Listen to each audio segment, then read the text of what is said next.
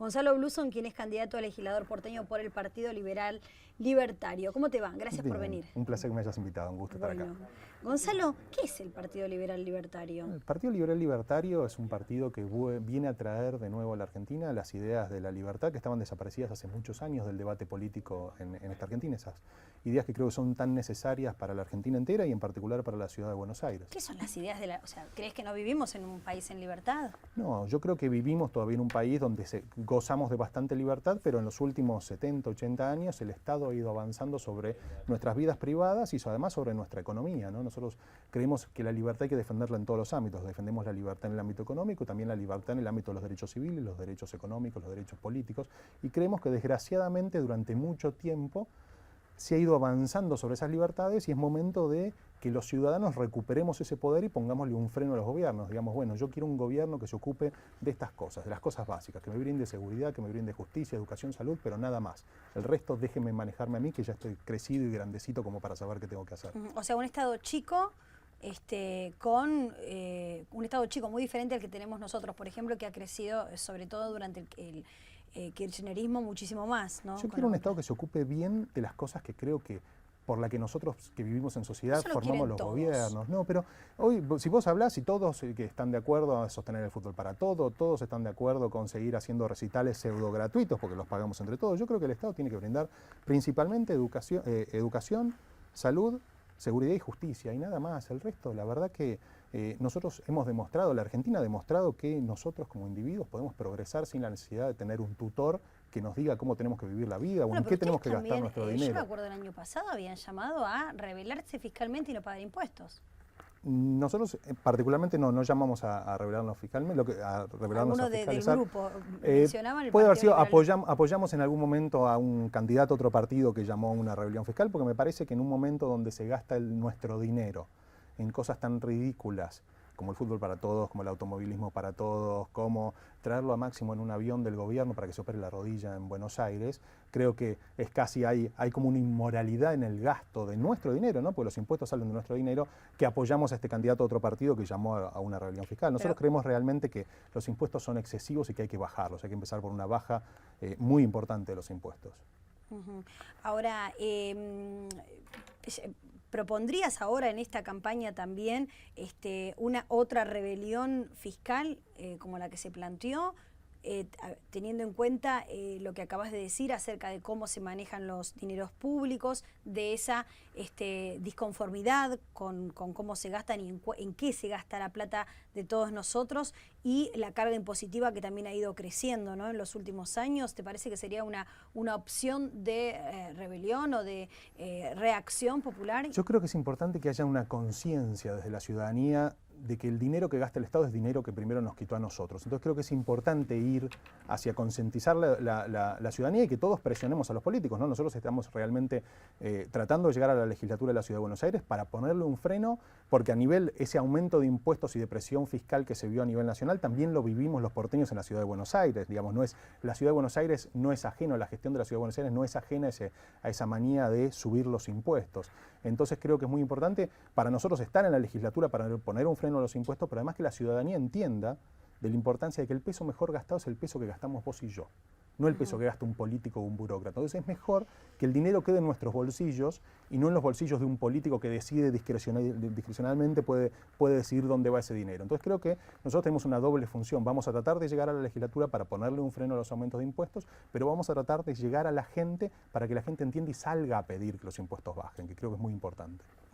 Pero en los grandes países, en las democracias desarrolladas, ¿hay una carga impositiva importante o no? Hay una carga impositiva importante, pero en los países que más se desarrollan esa carga tiende a la baja. Si vos analizás incluso a veces... ¿Cómo cuál? Por ejemplo, el ejemplo clásico que sacan de los países nórdicos, de Suecia, y a la gente le encanta hablar, ¿no? Porque en Suecia los impuestos son altísimos, pero si vos analizás un poco qué pasó en la política sueca, en los años 80 tuvieron una terrible crisis porque era insostenible, la presión fiscal llegó a niveles... eran locuras, arriba del 70%, y iniciaron todo lo que fue una apertura económica. Hoy Suecia se encuentra dentro de los países más libres y más abiertos en sus economías del mundo, ¿no? Entonces hay una apertura económica en estos países que, sin embargo, si bien en algunos casos los impuestos son más o menos altos, tienden hacia una baja de impuestos, tienden hacia una disminución de las regulaciones, tiende hacia una apertura de sus economías, y lo ves en los índices internacionales. Si vos analizás el índice de la Fundación Heritage o de la Fundación Fraser sobre cuáles son los países más libres del mundo, generalmente son esos países donde uno le gustaría vivir. El de la Heritage Foundation está en Nueva Zelanda, Australia, Canadá. Ahora, durante el menemismo hubo mucha más libertad de empresas y menos intervencionismo del Estado. El Estado privatizó, se sacó de encima todas las empresas deficitarias y no lo fue tampoco. No es que esa teoría que había sobre el derrame y sobre la posibilidad de que cuando las empresas más ganaban, ese dinero iba a caer al resto de la sociedad. Yo no creo que haya una teoría del derrame. Digamos, yo soy liberal, en realidad yo creo que la libertad, que libertad se vive mejor, y veo que el menemismo de liberal no tuvo poco y nada. En realidad, si vos analizás las medidas, en realidad tuvo un tipo de cambio fijo, eso no es liberal. Sí. Las privatizaciones en realidad fueron cambiar monopolios estatales por monopolios privados, eso no es liberal. Aumentó la deuda externa, subieron los impuestos, subió el IVA al 21%. Entonces, si vos analizás, hizo algunas cosas que más o menos parecían liberales, pero no fue un gobierno liberal, fue un gobierno populista que tuvo que tomar medidas porque la crisis económica lo llevó a tomar esas medidas y desgraciadamente no tomó las medidas correctas. Puede haber habido alguna confusión porque, bueno, se habló de privatizaciones, pero privatización sin desregulación y manteniendo monopolios, eso no es liberalismo. Se detuvo la inflación, que es algo que los liberales buscamos siempre, pero con un cambio fijo, eso no es liberalismo. Entonces hay que, de alguna manera, entender eso, ¿no? Que no es que se aplicaron medidas liberales y que fueron malas. Gonzalo, hoy es el Día de la Lealtad Peronista, 17 de octubre, y ustedes estrenan spot de campaña. Estrenamos spot de campaña en la televisión pública, en la televisión abierta. Un homenaje a Perón y Evita. Y en realidad, de alguna manera, estamos analizando por qué estamos así después de tantos años. Ahora vamos a verlos, dura poquito, 25 segundos, vamos a ver el spot. Asignado por la Dirección Nacional Electoral. ¿Te contaron tus abuelos por qué vinieron a la Argentina? Llegaron con un sueño y lo lograron con esfuerzo. Hicieron un gran país hasta que nos desviamos del camino. Hace 70 años que el populismo nos promete lo que no puede cumplir. Cambia la historia, cortá boleta y elegí ser. Gonzalo Bluson, candidato a diputado de la legislatura de la Ciudad de Buenos Aires, 70 Partido años, Liberal Libertario. El populismo nos promete lo que no puede cumplir. Finalmente, ¿qué es lo que podría cumplir el partido de ustedes desde la legislatura? Yo creo que llevamos ideas muy concretas para un montón de áreas para mejorar la Ciudad de Buenos Aires. Quizás lo que nos diferencia principalmente con el populismo es que el populista viene y dice nosotros vamos a destinar más dinero a la educación y la educación va a ser mejor. Y nosotros tenemos propuestas muy concretas, las pueden encontrar en nuestra página web que es www.elegiserlibre.com, pero te nombro algunas. Por ejemplo, en educación nosotros lo que proponemos es, por un lado, libertad educativa. Nosotros vemos que la educación de hoy está... ¿Qué es libertad educativa? Nosotros vemos que la educación hoy está estancada.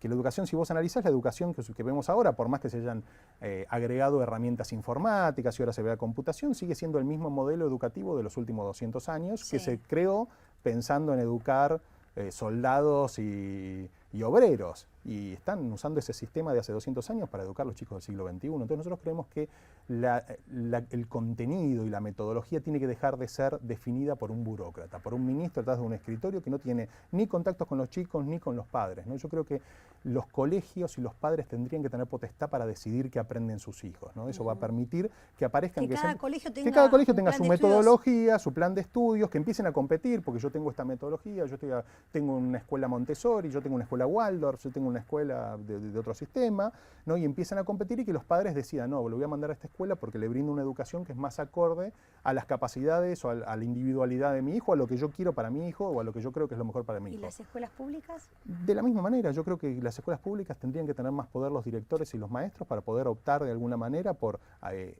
mejorar, por cambiar su modelo de enseñanza. Ahora, cualquiera que te escucha dice, bueno, tanto achicamiento de el Estado frente a tanta demanda de, por ejemplo, servicios de salud, servicios de transporte, servicios de educación, eso implicaría justamente que haya menos posibilidades de acceso gratuito a todas estas cosas, no más. Justamente en educación, nosotros, si vos supieras lo que se gasta en la Ciudad de Buenos Aires, nosotros tenemos, además de la libertad educativa, una segunda propuesta de cómo financiar la educación que se da a través del Estado. El presupuesto 2014, hay que ver si se aprueba o no se aprueba, pero asigna a la partida de educación un poquito menos de 14.000 millones de pesos. La verdad que es un montón de dinero. Y yo me puse a ver, analizando un poquito el censo 2010, cuántos chicos habían ido a escolar en la Ciudad de Buenos Aires. Y hay alrededor de 460.000. Si nosotros dividiéramos ese presupuesto educativo Por los chicos que están en edad escolar dan alrededor 30.000 pesos por año por chico. Es una barbaridad de dinero que hoy se malgasta en burocracia, ¿no? Porque vos decís, eso no lo vemos en las escuelas, no lo ves en la educación de los chicos. Entonces, además de libertad educativa, nosotros proponemos un sistema de bonos escolares. El sistema de bonos escolares es este presupuesto, en vez de hoy financiamos la oferta, digamos, financiamos directamente las escuelas. En vez de darle el dinero directo a las escuelas, se lo damos a los padres a través de un bono escolar. Este bono escolar de 30.000 pesos o del número que dé esa división, el padre decide a qué colegio manda a su hijo, a qué escuela brinda la mejor educación para su hijo, estas escuelas que van a competir. Monetarizar ese aporte. Claro, que el padre tenga el poder de decidir, yo mando, esta escuela es mejor y se actualizó y es la escuela que yo quiero para mi hijo, le doy mi bono escolar y recibe el dinero. Y eso además le da poder también a los directores, que hoy son los grandes ausentes del sistema educativo. Hoy un director, si no recibe una partida para arreglar una ventana, tiene que salir a pedirle a la cooperadora que se la arregle. Entonces, que el presupuesto lo manejen las mismas escuelas, los directores, si querés armar, se podrían armar cooperativas entre el personal en las escuelas estatales, entre el personal docente, el personal no docente, que administre de alguna manera ese dinero que van a llevar los padres en forma de un bono escolar. Pero esto además le va a dar muchas posibilidades a la gente de menos recursos, porque le va a dar acceso a educación de calidad a quien hoy no tiene acceso a ella. ¿A quién votaste en el 2011? En el 2011, a presidente voté a Carrió. ¿A Carrió? Sí, ese 1.8%. Me parecía, la verdad que fue casi un voto castigo a todos los demás. No me parecía, como viste en el video, ningún peronista me convencía y fue un voto castigo a que no haya alternativas, a que no hayan aparecido alternativas. Si fuesen hoy las elecciones, los presidenciales serían Massa, Scioli, Macri, Wiener. ¿Con quién te quedarías? Bueno, estamos haciendo un partido para poder presentar candidatos. Espero en el 2015, nosotros estamos en proceso de conseguir las 4.000 afiliaciones que necesitamos para constituirnos como partido de distrito y aparte estamos trabajando en otros 4 distritos para poder convertirnos en partido nacional y poder presentar un candidato liberal, que creo que es una opción que la Argentina necesita. Así que en el 2015 espero no tener que votar al menos malo y poder votar a un candidato liberal. Y en la discusión izquierdas-derecha, izquierdas-derechas o izquierda-derecha, que tanto se ha fogoneado en los últimos años, me parece, ¿en qué lugar? me parece que no alcanza. Dividir el espectro político en izquierda y derecha a veces me parece que no alcanza, ¿no? Porque uno ve los resultados de la aplicación de la extrema derecha y son demasiado cercanos a los resultados de la aplicación de la extrema izquierda. Entonces realmente no veo de esa manera. A mí me gusta hablar si sos más pro libertad o pro autoritarismo, ¿no? Y nosotros estamos 100% pro libertad económica, 100% pro libertad política también, o libertades individuales. Entonces yo me considero un liberal libertario, que creo que es... nos haría falta un eje más, como claro. Que izquierda y derecha no me alcanza para ubicarme. Gonzalo, ¿y qué haces vos de tu vida? ¿A qué te dedicas? Yo soy informático toda mi vida, programo computadoras desde los 11 años, desde que mi padre me regaló la primera computadora, programo. Fui docente muchos años en una escuela primaria y secundaria, después me dediqué a la programación, trabajé en grandes empresas y ahora trabajo por mi cuenta hace ya varios años. O sea, ¿desarrollás software, ese tipo de cosas? Sí, desarrollo software para telecomunicaciones. Bien, para bien. call centers, para... Gonzalo, ¿y qué pensás de cómo se estuvo manejando todo este último tiempo la información sobre la salud de la presidenta y además cómo estuvo toda la atención centrada, bueno, obviamente en la presidenta de la Nación, cómo se manejó todo eso? Es muy difícil porque uno entiende que por más que sea la presidenta tiene derecho a su vida privada, pero creo que es algo que de alguna manera no se manejó del todo bien, ¿no? Que es información contradictoria, que no se haya comunicado en su momento que había tenido este golpe y apareciera con el hematoma en la cabeza, sí, subdural, en el cráneo, craneal. Creo que quizás no estuvo bien manejado. Bueno, tenemos un gobierno que ni siquiera tiene reuniones de gabinete, entonces este secretismo en la política también se llevó quizás al tema médico, ¿no? Desgraciadamente tenemos un gobierno que es muy cerrado en un montón de cosas y maneja todo entre 2 o 3 personas en el ámbito político y en este ámbito que quizás a los argentinos nos hubiera interesado tener un poquito más de información también. ¿Y sobre lo de Cabandier?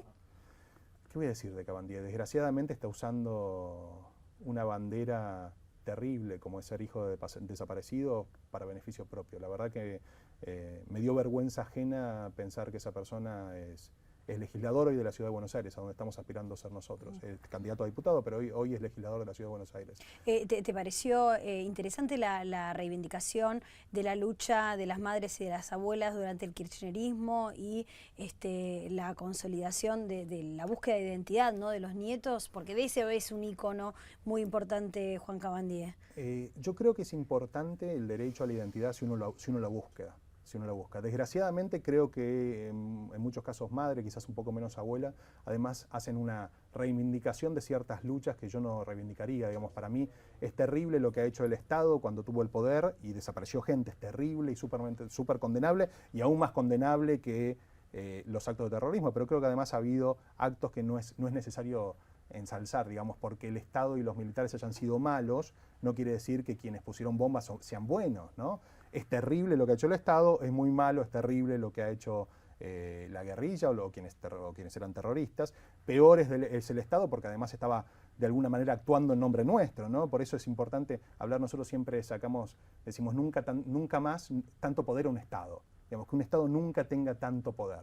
Pero creo que de ahí a decir que los chicos que ponían bombas eran jóvenes idealistas, creo que hay un paso gigantesco. Y creo que quizás, si bien defiendo la búsqueda de la identidad y defiendo un montón de cosas y defiendo lo que hicieron en su momento Madres del Plaza de Mayo, en plena dictadura, sí, lo que están haciendo, el papel que están haciendo hoy me parece medio terrible. Y vos decís siempre nunca más un Estado con tanto poder. ¿Qué le sacarías al Estado?